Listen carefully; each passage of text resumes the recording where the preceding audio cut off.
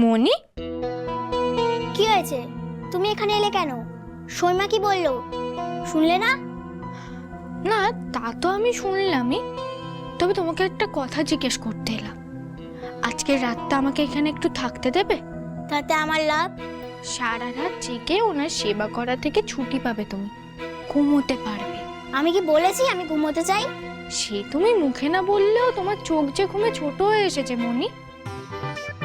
তার উপর ওনার জ্বর এলে উনি না কেমন একটা করেন, তুমি একা একা সামলাতে পারবে তো? কেন? কি করে? বাবা, সে কথা আর তুমি বলো না। উনি জ্বরের ঘোরে যাকে সামনে পান তো চুরির মধ্যে ধরে বন বন করে ঘোরায়, তার গায়ে আবার বমিও করে দেন, আর মাঝে মাঝে তো তরোয়াল নিয়ে তার পেছনে তাড়াও করে। সত্যি? এবার তুমি যদি আমাকে বিশ্বাস না করো, ওনার কাছে থেকে দেখো, আমি তবে আসি। না না না না না না না না না, আমি ওইসব পারবো না। বমিতে আমার প্রচন্ড ঘেন্না করে। তুমি বরং থাকো ওর কাছে, আমি চললাম। তবে শোনো, বলো। আমি এখানে নেই। সৈমা যদি জানতে পারে তবে তোমার। তুমি চিন্তা করো না মনি, কেউ জানতে পারবে না, তুমি নিশ্চিন্তে ঘুমো। বোকা আমি।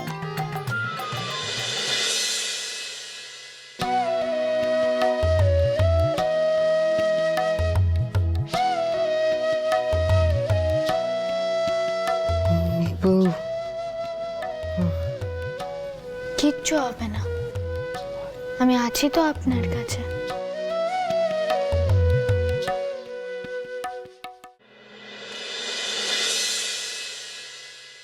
চন্দ্রা, তোমার জন্য একটা উপহার এনেছিলাম। উপহার? কি উপহার? তোমাকে একটা জিনিস অনেকবার দিতে চেয়েছি, কিন্তু হয়ে ওঠেনি। আমি বলেছিলাম যেদিন সাহস কুলোবে সেদিনই দেব। আজ আমি এই উপহারটা সাহস করে নিজের হাতে তোমাকে দিতে চাই। নেবে চন্দ্রা?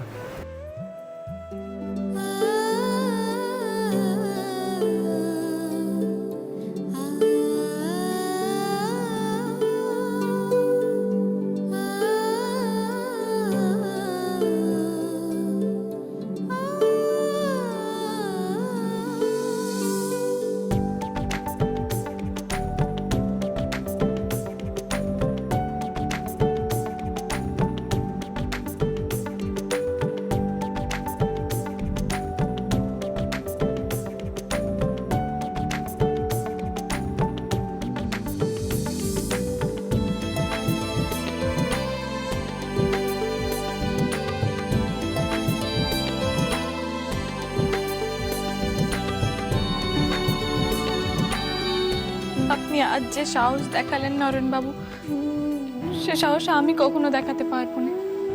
মানে? আমি আর জগৎপুর ফিরতে পারবো না। কেন? সাবুর মুখোমুখি দাঁড়ানোর সাহস আমার নেই।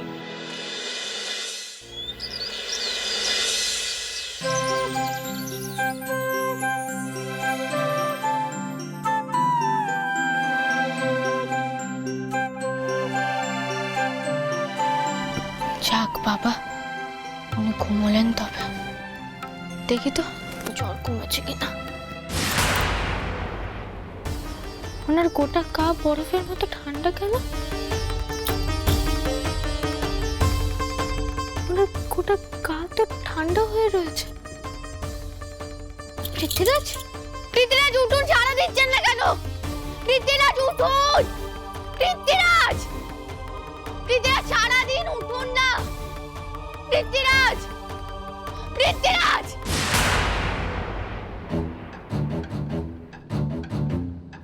পুজো এসে গেছে আর এখনো আমরা এ বাড়িতে বসে আছি।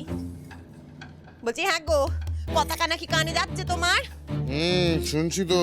শুনছো তো শুনেই যাও, করছো তো কিছুই নেই। কি করবো শুনি? কি করবে মানে? কি করবে মানে? পুজো তো রোজ আসে না গো, বছরকালে এই একবারে পুজো আছে। এই সময় কলকাতায় থাকলে কত মজা হতো, তা নয় গো।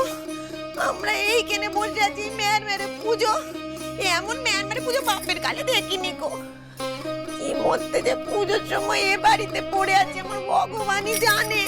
মহাযজ্ঞে নেমেছো কাবেরী, এখন ছোট ছোট আনন্দগুলোকে ত্যাগ করতে হবে। বৃহৎ কিছু পেতে গেলে কিছু আত্মত্যাগ তো দরকার হয় কাবেরী। দেখো, আমি সারাটা জীবনে কখনো তোমার কাজকর্ম নিয়ে কোনো রকম প্রশ্ন করিনি গো। তুমি যখন যেভাবে যেমনটি বলেছো আমি কোমর বেঁধে চোখ কান বুঝে তোমার সাথ দিয়েছি। নিজের মেয়েকেও নিজের মতো করে হাতে ধরে বড় করছি। কিন্তু আজ আমাকে একটা কথা বলো দেখিনি, একে নিয়ে এই বাড়িতে আমরা কেন এসেছি, কিসের জন্য? কেন? মণি আর মানিকের বিয়ে দেওয়ার জন্য। সেইটা আমিও জানি, কিন্তু কেন তুমি মানকের সাথে আমাদের মণিমার বিয়ে দিতে চাও সেইটা শুনি। এই মুকুট যে বাড়িতে আছেটা কি? একটা সময় না হয় পণিদা উকিল ছিলেন, তখন একটা বিয়ে দিতে চাওয়ার কারণ ছিল। এখন দুবেলা চাষ করে কোন রকমে দুমুটো খায়, আচ্ছা এদের সাথে আমাদের মেলে নাকি গা? তোমার তো পয়সার কমতি কিছু নেই, চাইলে যে কোনো বড় গড়ে আমরা মণিমার বিয়ে দিতে পারতাম। সব ছেড়ে এই বিক্রি বাড়িটা আমার মেয়েকে বউ করানোর জন্য এমন উঠে পড়ে লেগেছো কেন শুনি? তুমি ভূষণকে দেউলিয়া করতে।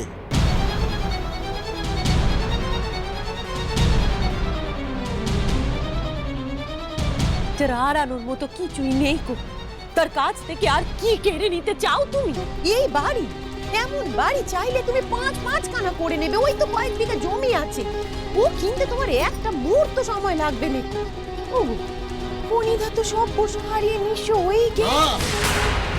ওকে ভিতর থেকে বাইরে থেকে নিঃস্ব করে দেবো আমি।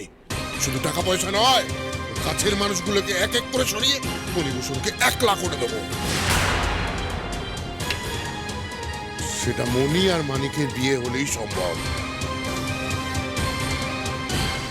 পৃথিবীটা রুটুন না সারাদিন না, পৃথিবীটা রুটুন না।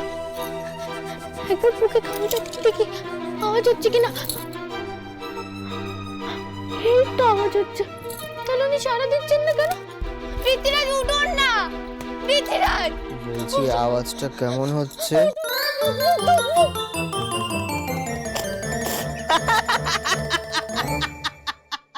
আপনি এতক্ষণ ধরে ইচ্ছে করে আমাকে ভয় দেখাচ্ছিলেন। তা নয় তো কি? তা নয় তো কি? তুমি কি ভাবলে আমি মরে গেছি? ওই কথা আপনি জীবনেও মুখে আনবেন না। জানেন আপনার হাত পা ঠান্ডা হয়ে গেছে দেখে আমার কতটা চিন্তা হচ্ছিল। আরে ধুর বোকা, সে তো তোমার সেবায় ঘামে ঝড় ছেড়েছিল বলে। এখন কেমন আছেন?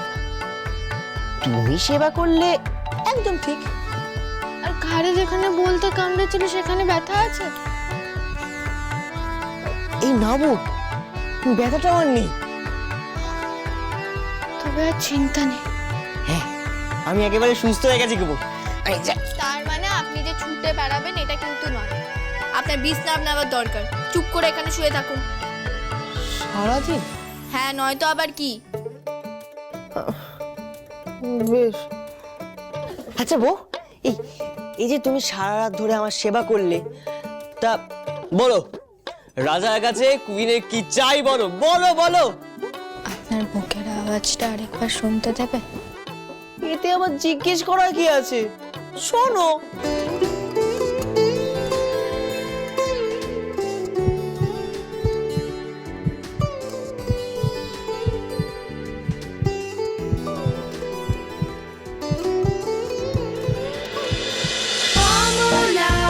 শ্রীমান পৃথ্বী